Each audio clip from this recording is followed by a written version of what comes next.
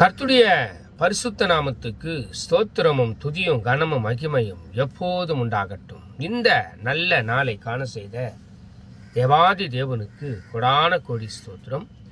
கர்த்தரின் மகிமை ஆத்துமா ஆதாயம் சுவிசேஷ ஊழியத்தின் சார்பாக இன்றைய நாளுக்கான சில நிமிட தேவ செய்தி கேளுங்கள். இனி காலம் செல்லாது, இனி காலம் செல்லாது, இனி காலம் செல்லாது. என் ஆண்டவராகிய இயேசு கிறிஸ்து வரப்போகிறார். ஆயத்தமாயிருங்கள், ஆயத்தமாயிருங்கள். அநேகரை ஆயத்தப்படுத்தி ஆண்டவர் பக்கமாய் திருப்புங்கள். பக்கத்துணையாய், பக்கபலனாய், உங்க பக்கத்திலே இருந்து நல்ல காரியங்களை செய்து முடிக்கிற நல்லவர் உங்களுடனே கூட இந்த நாள் முழுவதும் இருப்பார். விசேஷமாக ஏசாயா 60 அதிகாரம் 2 வசனம். இதோ இருள் பூமியையும் காரிருள் ஜனங்களையும் மூடும், ஆனாலும் உன்மேல் கர்த்தர் உதிப்பார், அவருடைய மகிமை உன்மேல் காணப்படும் என்று சொல்லி.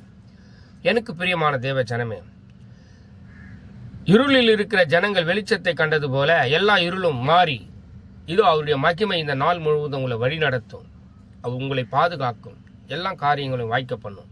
இந்த நாள் முழுவதும் கர்த்தர் தாமே உங்களோடு கூட இருந்து உங்களை ஆசீர்வதித்து இந்த நாளில் உங்களை வழி நடத்துவார். God bless you.